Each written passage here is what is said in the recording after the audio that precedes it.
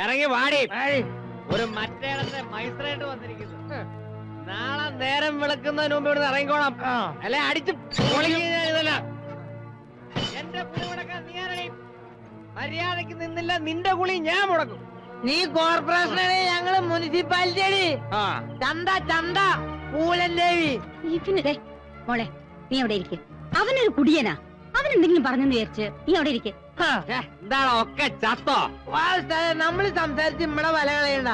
വാ നമുക്ക് പോവാം. ഒരു പട്ടിനെ കാണില്ല. നേരം വെളുക്കുമ്പോ ഒറ്റയെണ്ണത്തിലൂടെ കണ്ടേക്കരുത്. നാളെ നേരം വെളുക്കാതിരിക്കാൻ വേണ്ടി എടപ്പള്ളി പള്ളിയിൽ 8 മെഴുതി കത്തിച്ച് പ്രാർത്ഥിച്ചോടി. ഞങ്ങളെ സ്വഭാവം അറിയില്ല.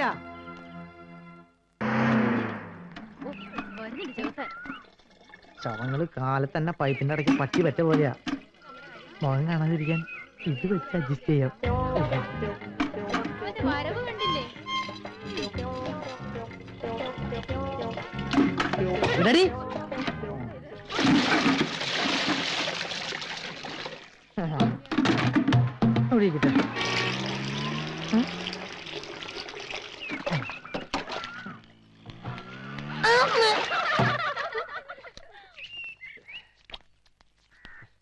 എവിടെയായിരുന്നടാ ഇത്ര നേരം? അടുപ്പില്.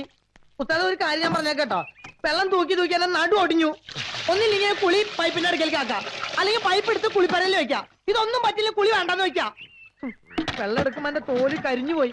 എവിടെന്നാ വന്നൊരു പീറ പെണ്ണ് മരട്ടിന്ന് പറഞ്ഞ് ചോർന്നു പോകുന്നതാണ് ഉസ്താദിന്റെ വീര്യം. മതി ചലിച്ചത്.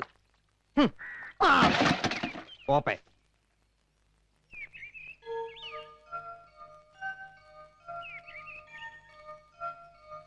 അച്ചുട്ടിക്കാ. എന്താണ് ഇരിക്കുന്നേ? അല്ല, മനുഷ്യന്മാരുടെ ഒരു മാറ്റം കാണുമ്പോ എങ്ങനെ ചിരിക്കാണ്ടിരിക്കുക? കുളി എവിടെ ആക്കിയത്? മോശമായി പോയി. പിന്നെ നിന്റെ പറയലൊന്ന് കുളിക്കണോ? അത് ബാപ്പയോട് ചോദിക്കണം. നിന്ന് കിണുങ്ങുന്നു. നിങ്ങളെന്താണ് ചൂടാവണേ? അതെ, നമുക്കൊരു കാര്യമുണ്ട് പറയാൻ. നിങ്ങൾ ആരുടെ മുമ്പിലും തോക്കരുത്. എല്ലാവരുടെ മുമ്പിലും എന്നും വമ്പനെ കാണുന്ന ഞമ്മക്കിഷ്ടം. താത്തക്കുട്ടിയെ, ഈ ഒറ്റയാന്റെ കൊമ്പി തന്നെ വേണം ഊഞ്ഞാലാട്ടം. അവൾക്ക് നാണായി, എനിക്ക് നാണായി.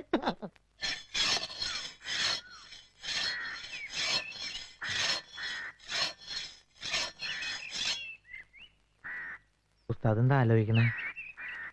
ഞാനൊരു കാര്യം ചോദിച്ചാ ഉസ്താദ് ദേഷ്യപ്പെടരുത്.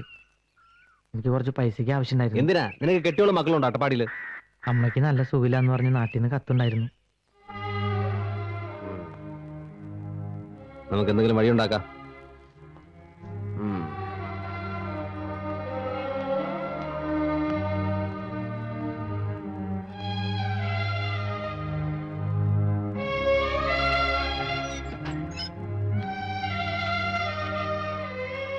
ഉണ്ണികൃഷ്ണ, ഇങ്ങ വന്നേ. മണി ഓർഡർ ഉണ്ടോ? ഉണ്ട്, പക്ഷെ അച്ചൂട്ടിക്കില്ല. എനിക്കാരയക്കാനോട്. അതല്ല, താൻ ഒരു കാര്യം ചെയ്യും. തന്റെ കയ്യിലുള്ള മണി ഓർഡർ 2 ദിവസത്തേക്ക് എനിക്കൊന്ന് അഡ്ജസ്റ്റ് ചെയ്യും. ചെറിയ റോളിങ്ങിനാ. കണ്ടവരുടെ മണി ഓർഡർ എടുത്ത് റോൾ ചെയ്യാനോ? എന്റെ പണി തെറിച്ചു പോവും. ഒന്ന് പോടോ. എറണാകുളത്തും തിരുവനന്തപുരത്തേക്ക് ഒരു കത്തയച്ചാ കിട്ടുന്ന 4 മാസം കൊണ്ടാ.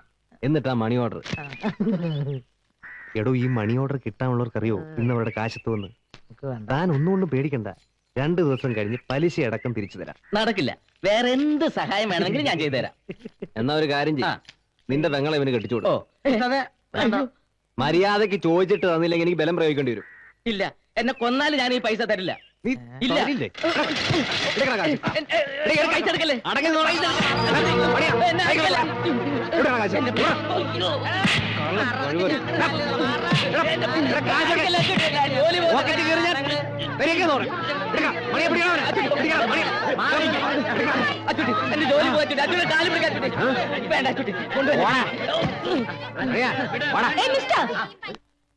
വഴിയിലൂടെ പോകുന്നവരെ തടഞ്ഞു നിർത്തി ഭീഷണിപ്പെടുത്തി കാശ് മേടിക്കാൻ നിങ്ങൾക്ക് നാണമില്ലേ? നല്ല തണ്ടും തടിയുണ്ടല്ലോ, അന്തസ്സായി ജോലി ചെയ്ത് ജീവിച്ചൂടെ? നീ ആരാടി എന്നെ പഠിപ്പിക്കാൻ? ജില്ലാ കളക്ടറോ? അല്ല, സിന്ധു. ആ പൈസ തിരിച്ചു കൊടുക്കണം. മനസ്സിലായില്ല. പൈസ തിരിച്ചു കൊടുക്കാൻ.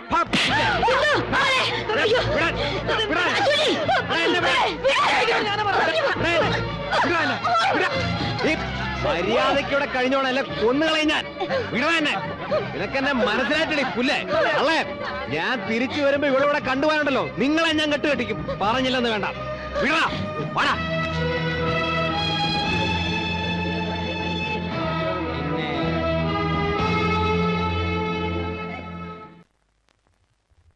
മോളെ, എന്നോടൊന്നും തോന്നരുത്.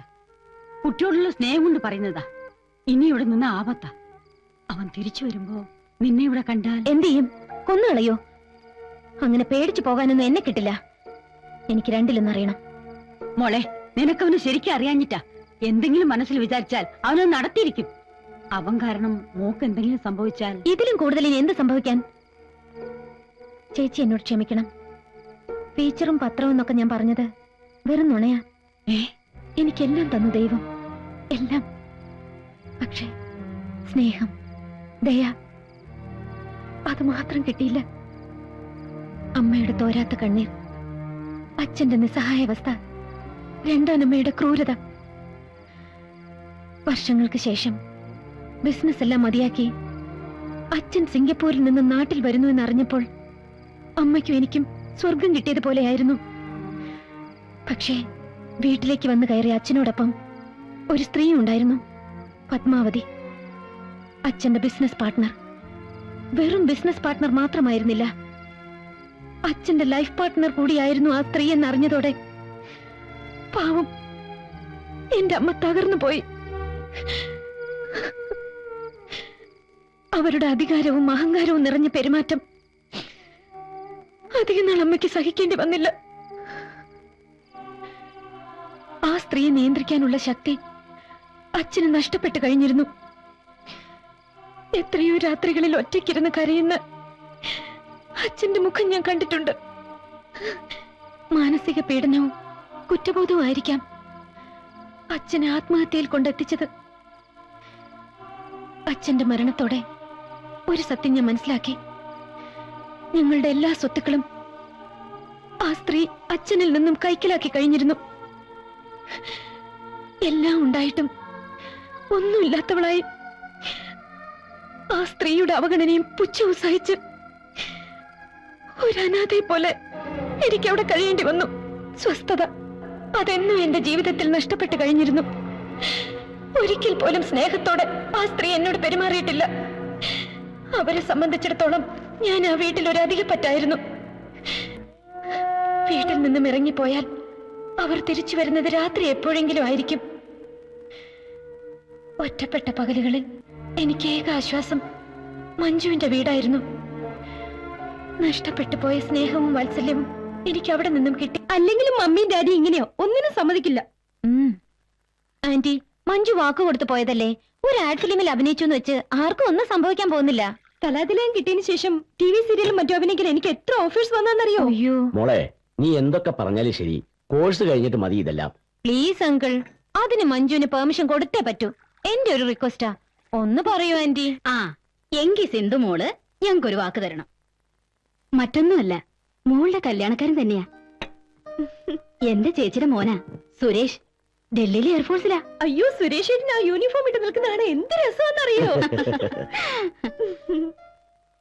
മോള് മറ്റൊന്നും ആലോചിച്ച് വിഷമിക്കണ്ട. ദേ, ചിറ്റയെ കൊണ്ട് സമ്മതിപ്പിക്കുന്ന കാര്യം ഞങ്ങൾ ഏറ്റു. അല്ലേ ദേവകി?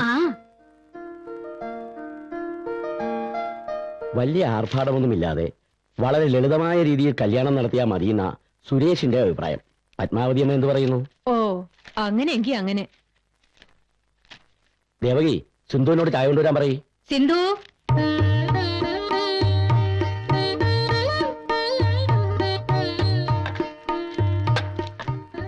ദാ, നിങ്ങൾക്ക് എന്തെങ്കിലും സംസാരിക്കണമെങ്കിൽ ആകാം. അത് ഞങ്ങൾ ഡൽഹി പോകുന്ന വഴിക്ക് സംസാരിച്ചോളാം. അല്ലേ സിന്ധു? അപ്പൊ എല്ലാം നമ്മൾ പറഞ്ഞ പോലെ തന്നെ അല്ലേ? വരുന്ന മാസം 10-ാം തീയതി കല്യാണം. അത് ഇവിടെ വെച്ച് നടത്തണമെന്ന് ഇപ്പൊ തന്നെ അങ്ങ് തീരുമാനിക്കാം. എന്താ പത്മാവതിയമ്മേ? ഇത്രയൊക്കെ തീരുമാനിച്ച സ്ഥിതിക്ക് ഇത് നിങ്ങളൊക്കെ അങ്ങ് തീരുമാനിച്ചാ മതി. എല്ലാ പ്രതീക്ഷകളും അസ്തമിക്കുകയായിരുന്നു. അച്ഛനും അമ്മയും ഉണ്ടായിരുന്നെങ്കിൽ എന്നാശിച്ചു പോയ നിമിഷം